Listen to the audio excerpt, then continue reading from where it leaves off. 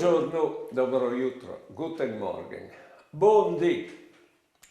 Dopo scontarai per sé che us dis queste storie, sicché erano fruttine desvaladis dal natison che sopari beve dite che se steve buine, quando sarebbe tornato dal lavoro va a scontare la storia de volp de code lunghe.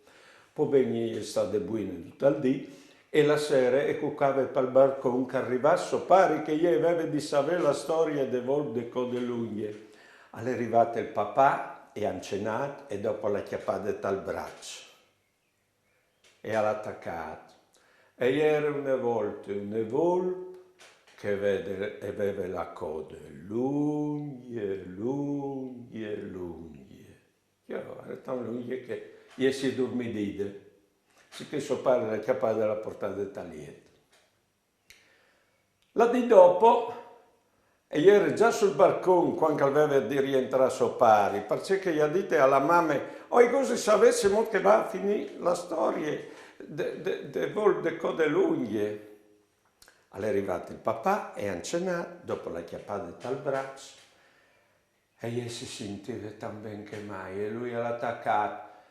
E era una volta una volpe che aveva la coda lunghe. Non si è dormito un'altra volta. Il papà le ha chiappate e l'ha portata a taglietto. La di dopo, anche mo, si è postato sul balcone, aveva di via di arrivare a suo pari, perché gli ha detto alla mamma un'altra volta, io i gusti sapessimo che va a finire la storia.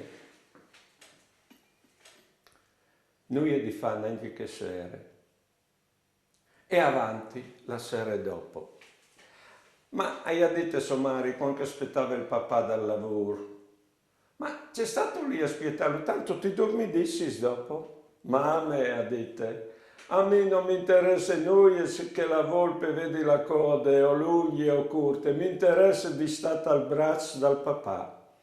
Ecco perché io sei contare. Ad interessarnos di mettersi tra i bracci del Signore senza sapere tanti robi, se tu capito, che frutta lì non sa dis. Buone giornate e buone vite.